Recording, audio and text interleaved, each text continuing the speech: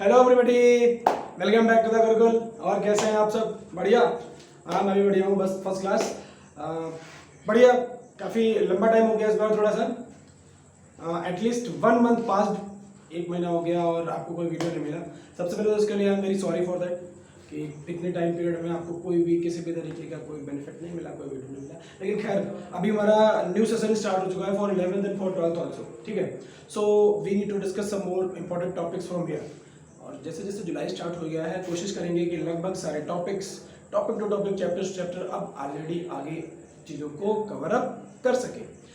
तो जैसे कि आज काफ़ी दिन के बाद मिले हैं और आज हम लोग डिस्कस करने वाले हैं 11th के लिए बेसिक अकाउंटिंग का मीनिंग, उसके ऑब्जेक्टिव्स, उसके एडवांटेजेस, इनकी बात करेंगे।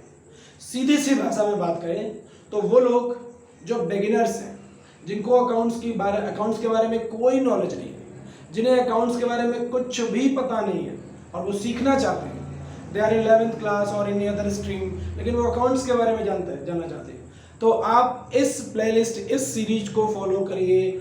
Topic to topic 2 to 3 videos basic clear कराऊंगा। और यहीं पे आज हमारा पहला वीडियो स्टार्ट होता है, meaning and objectives of accounting. पहली चीज जिसमें हम डिस्कस करने वाले हैं कि ऐसा होता है ना कि कोई भी काम करने के लिए जा रहे हो, जैसे फॉर एग्जांपल सर 12th कर लिया, बीकॉम करें कि बीबीए करें, तो सबसे पहले नीड क्या है, व्हाट इज द नीड? तो सबसे पहले अकाउंट्स में हमें जानना होगा why accounting, why do we need to prepare accounts. जरूरत ही क्या है, क्यों पढ़ना चाहिए? एक तो हो गया ना गधे की तरीके से बैठे पढ़े जा रहे हैं, एक होता है कि फैक्ट क्या है, नॉलेज क्या है, बात क्या है, फायदे क्या है, फीचर्स क्या है, ये जानने के लिए। ठीक है, तो आइए स्टार्ट करते हैं without wasting a single second. What is accounting?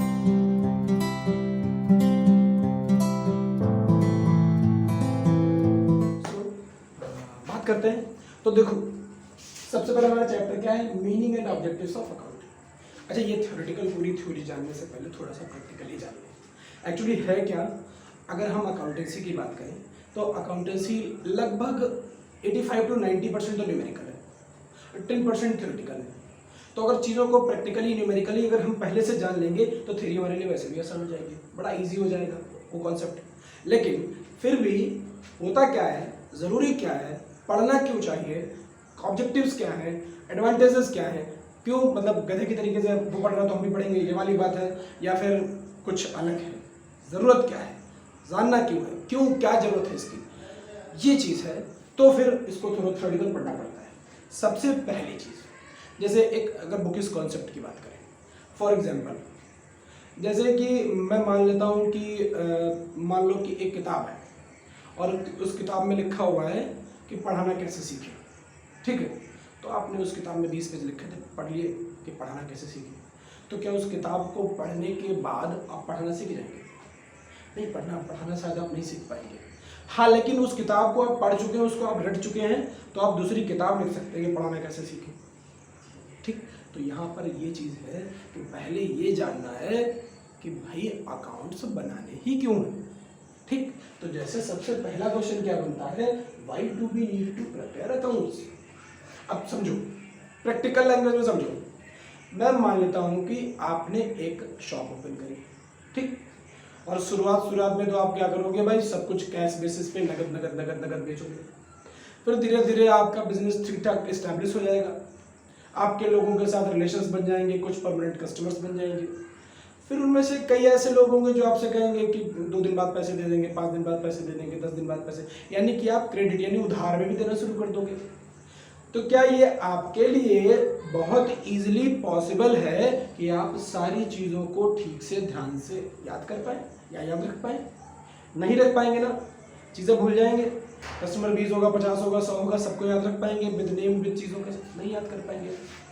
तो इसके लिए हम लोग क्वेश्चन क्या पढ़ते हैं, why do we need to prepare accounts. इसमें क्या है, a person has a limited memory power. ये सर तो हम सबको पता है कि हर पर्सन के पास एक लिमिटेड मेमोरी पावर है।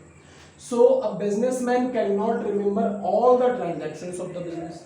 तो एक बिजनेसमैन, एक आदमी अपने बिजनेस की सारी ट्रांजैक्शंस जो आज के दिन हुई, उसमें कैश पे कितनी थी, क्रेडिट पे कितनी थी, कल कितनी हुई, आने वाले टाइम में कितनी हुई, पीछे कितनी हो चुकी हैं, इन सारी ट्रांजैक्शंस को वो याद can not remember all the transactions of the business, so he can not calculate the net result of the business, so he needs to prepare accounts. जब उसको चीजें याद रहेंगी नहीं तो वो ठीक से बिजनेस का प्रॉफिट लॉस नेट रिजल्ट निकाल पाएगा नहीं। तो इन चीजों को ठीक से कर पाया जाए इसलिए हम लोग क्या करते हैं, we need to prepare accounts. इसलिए हम अपने अकाउंट्स बना करके चलते हैं, टोटल सेल कितनी है, टोटल परचेज कितना किया, कैश पे कितना गया, क्रेडिट पे कितना गया, सारी चीजों को याद रख के और उसका एग्जैक्ट प्रॉफिट जानने के लिए हम लोग बनाते हैं।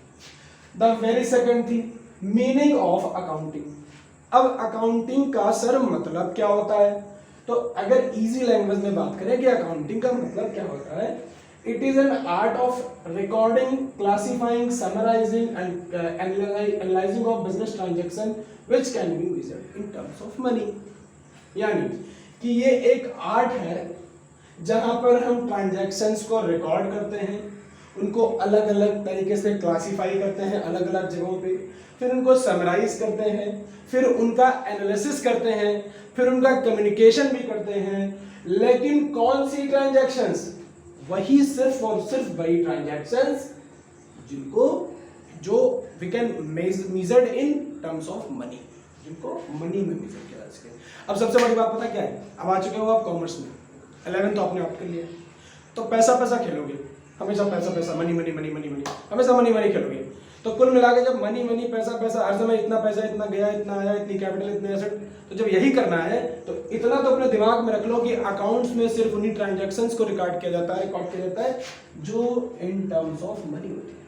पैसे में जिनकी वैल्यू है, मनी में जिनकी वैल्यू है, उन्हें ही रिकॉर्ड करेंगे। ठीक है, रिकॉर्ड करना, क्लासिफाई करना, समराइज करना, एनालिसिस करना, ट्रांजैक्शंस को लिखना, उनको अलग अलग बांटना, उनको समराइज करना, फिर ठीक है उनको एनालाइज करना, ये पूरा काम अकाउंटिंग का है। तो हमने क्या जान लिया, why do we need to prepare accounts और मीनिंग ऑफ अकाउंटिंग। अब क्या जानेंगे, ऑब्जेक्टिव्स ऑफ अकाउंटिंग। ठीक है, हम लोग क्या पढ़ेंगे, ऑब्जेक्टिव्स ऑफ अकाउंटिंग। जैसा कि मैंने पहले ही कहा था कि जैसे ऑब्जेक्टिव होता क्या, पहले तो इस ऑब्जेक्टिव के मतलब को समझे। ऑब्जेक्टिव क्या होता है, जैसे मान लिया अभी तुम 12th पास हो जाओगे, फिर आगे तुम्हें सबसे बड़ी बड़ी दिक्कतें आती हैं कि सर बीकॉम कर लें कि सर बीबीए कर लें। तो जो भी काम करने जा रहे हो उसका ऑब्जेक्टिव क्या है, उससे मिलने वाला क्या है, व्हाट इज द ऑब्जेक्टिव, उस काम को करने का मतलब ही क्या निकलता है। तो यहाँ पे अकाउंट्स बनाने का मतलब ही क्या निकलता है, एक तो वही मैंने बोला ना कि गधों की तरीके से पढ़ रहे हैं, सर वो पढ़ रहे थे इसलिए हम भी पढ़ रहे हैं, नहीं, डिफरेंस जानो, क्यों पढ़ रहे हो, क्यों पढ़ना चाहिए। ठीक है, तो इसमें सबसे पहला ऑब्जेक्टिव क्या है, to keep systematic record of the business transaction. आपके पास क्या है, सिस्टमेटिकली आप चीजों को डेली रिकॉर्ड करते हैं, डेली लिखते हैं, आपके पास पूरा रिकॉर्ड मेंटेन हो जाता है, इसलिए आपको अकाउंट्स प्रिपेयर करने की जरूरत है। सेकंड है टू कैलकुलेट प्रॉफिट और लॉस। आपको एग्जैक्ट प्रॉफिट और लॉस पता चलता है कि आपने क्या कमाया और क्या गंवा दिया। फिर आता है to know the exact financial position of the business. जैसे आप डॉक्टर के पास जाते हो ना, तो डॉक्टर आपकी रिपोर्ट्स देख के बताता है कि कैल्शियम की कमी है, आयरन बढ़ गया, यूरिक एसिड बढ़ गई है। इसी तरीके से जब पूरा पोथी तैयार करके रखते हो अकाउंट्स की, यानी कि सारे अकाउंट्स बनाए, सबको रिकॉर्ड किया, लेजर्स बनाए, सारी चीजों को, तो आप क्या जान पाओगे, अपने बिजनेस की फाइनेंशियल पोजीशन एग्जैक्टली कहां पर है और आपके हिसाब से होना कहां चाहिए था, आप आसानी से कंपेयर कर पाओगे। फिर है to know the progress of business from year to year. ये कहा गया कि पिछले साल के प्रॉफिट लॉस से इस साल के प्रॉफिट लॉस को कंपेयर करने के लिए आपको हर साल अकाउंट्स बनाने चाहिए।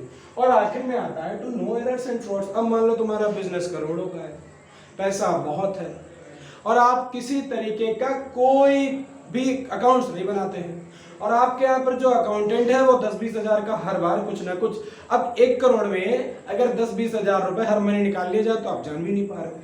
तो इसको जानने के लिए, इन एरर्स को, इन फ्रॉड्स को जानने के लिए आप क्या करोगे, अकाउंट्स बनाओगे। और अकाउंट्स की सबसे अच्छी बात है कि वो बैलेंस होना चाहिए। अगर बैलेंस नहीं हो रहा है तो कहाँ गया, उठाओ भाई अकाउंटेंट को कि भाई क्या किया तुमने, क्यों गड़बड़ किया, और अगर गड़बड़ किया है तो पैसा कहाँ गया बताओ। ठीक है, तो ये थे हमारे ऑब्जेक्टिव्स और इसी के साथ हमारा पार्ट 1 होता है complete. Thank you so much for watching the video. मिलते हैं नेक्स्ट पॉइंट में और आगे के पॉइंट के साथ।